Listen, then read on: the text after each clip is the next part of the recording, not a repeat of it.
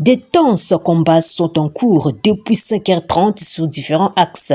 Les forces armées de la RDC font face aux terroristes du 23 dans le village de Kalehe à Kingi et près de Mushaki.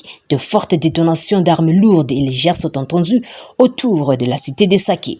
Des combats s'intensifient vers Nenero, en haut de la ferme de Luhonga sur la route Sake-Kichanga, mais aussi à 9h, c'est mercredi 22 février, un nouveau déplacement de la population de Sake vers la ville de Goma est signalé. À pied, avec des petits-enfants, certains habitants se dirigent vers Goma et d'autres à Minova au sud Kivu. Des combats sont maintenant aux alentours de Mushaki et vers les antennes et sur la colline de l'usine d'eau minérale. Non loin de Sake, à 13h10, la cité de Mushaki, toujours sous contrôle des forces armées de la RDC. Voulant prendre Mushaki, ces terroristes cherchent à se rendre à Rubaya, le JT carré minier de l'Est de la RDC. Les forces armées de la RDC tentent d'empêcher cette progression. Chers téléspectateurs d'Afro Info 243, voici les détails de ces affrontements.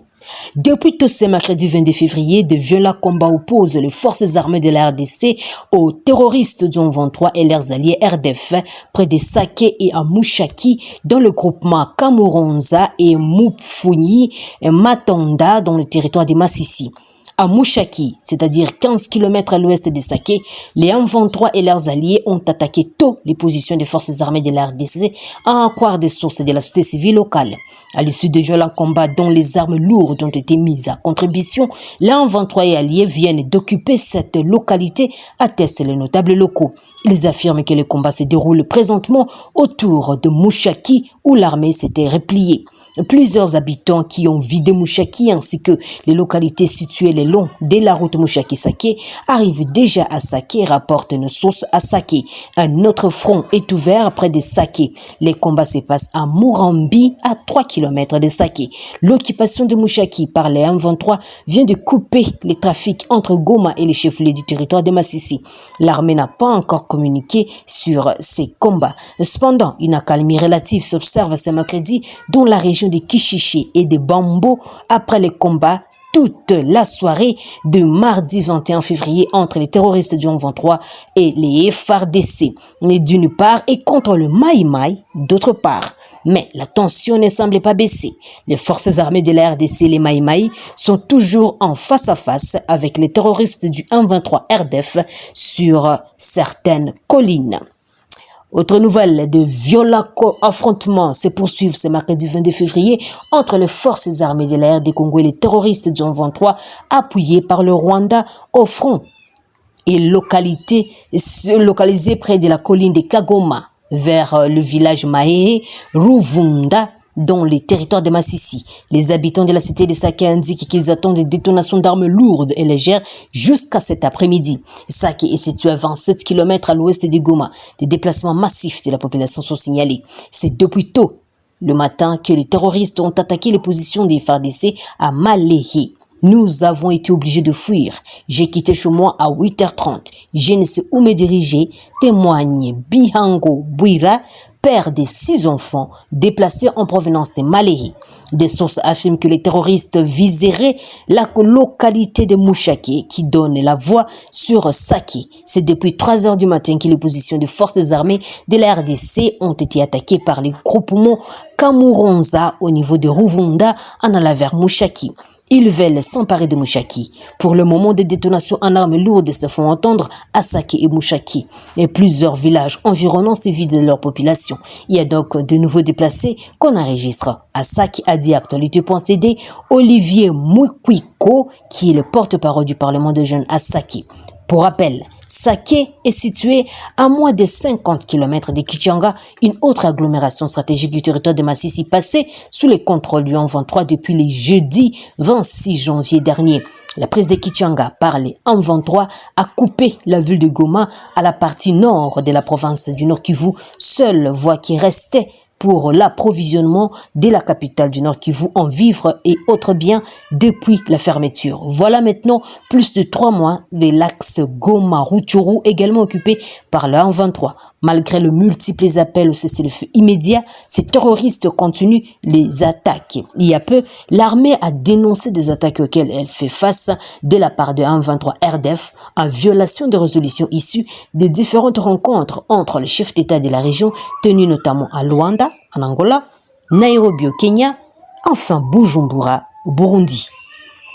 Autre nouvelle, la résistance du 23 quittait les sols congolais selon les recommandations du sommet des chefs d'État membres de la communauté d'Afrique de l'Est de Nairobi, Luanda, Bujumbura et Addis Abeba devraient pousser à de nouvelles mesures.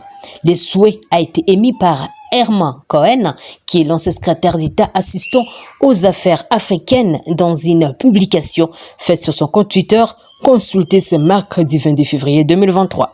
Selon lui, l'Organisation des Nations Unies doit s'inviter sur le terrain afin de sanctionner lourdement les terroristes. En République démocratique du Congo, les insurgés du 23 sont des agents traîtres de puissances étrangères. Pour cette raison, le Conseil de sécurité des Nations Unies devait lancer au 23 un ultimatum de retrait suivi si nécessaire d'une guerre terrestre et aérienne, a-t-il écrit. Pour le peuple congolais, le temps est venu de dénoncer l'hypocrisie de la communauté internationale car le peuple congolais est massacré chaque jour à cause de la convoitise de puissances étrangères à travers le régime dictatorial du Rwanda. La 23 n'est qu'un masque utilisé par les dictateurs rwandais pour envahir la RDC, a toujours dénoncé les pouvoirs de Kinshasa. Conduite par Bintou Keïta, représentante spéciale, secrétaire général des Nations Unies et chef de la MONUSCO Brand, assistante du secrétaire général au niveau du bureau du Haut-Commissariat des Nations Unies aux droits de l'homme, a fait le point de la situation sécuritaire en RD Congo où la population est constamment exposée aux violences et exactions causées par le 23 soutenu par le Rwanda. Rapporte le potentiel. Il est également question, poursuit le journal, de passer en revue la situation des droits de l'homme et des questions sur la justice transitionnelle au pays et d'envisager de pistes des solutions. C'est un grand privilège d'avoir eu cette réunion, une bonne discussion sur les droits humains au Congo et comment renforcer la bonne coopération qu'on a déjà, la collaboration avec la MONUSCO et son bureau conjoint aux droits de l'homme et aussi avec nous, bureau du haut-commissaire des droits de l'homme. On est déjà d'accord sur certaines priorités qui ont déjà fait la base de la collaboration. C'est important d'évoluer dans les domaines de lutte contre l'impunité, a indiqué Brand dans les propos repris par l'Avenir. Pour elle, note le Congo Nouveau, il est très important d'avoir cette lutte contre l'impunité pour avoir la redevabilité, pour avoir coupé ces cycles de violence en RDC. Elle recommande aussi les dialogues pour baisser la tension entre certaines communautés afin de construire un avenir ensemble. Mais aussi lutter contre l'incitation à la haine, à la violence et à la discrimination, conclut les tabloïds. En rapport avec ces violations des droits de l'homme dans la partie est du pays, la tempête tropique titre « Un génocide se déroule en l'est de la RDC ». Ces terroristes du 23, soutenus par les régimes rwandais de Paul Kagame, ont assassiné le lundi 20 février 2023 plusieurs habitants du territoire de Rutshuru dans la province Nord Kivu, poursuivant ainsi des génocides qui ont entrepris dans l'est de la RDC, rapporte le journal. Ces terroristes ont perpétré ce nouveau massacre après avoir essuyé un échec face aux forces armées de la République démocratique du Congo. Ce nouveau massacre se serait passé dans le village de Kasesero et à Kanyati, dans la localité de Bushuli, groupement des Tongo, dans les territoires de Massissi, mais aussi de Rutshuru. Chers téléspectateurs d'Afro Info 243, c'est par ici que s'achève notre émission. Merci à vous pour votre patience et votre fidélité à notre chaîne. N'oubliez pas de vous abonner, activer la petite cloche pour recevoir nos informations à temps réel, mais aussi liker et commenter pour nous encourager toujours à vous informer. Je suis Santi Senga depuis la province de l'Ituri pour Afro Info 243. Au revoir.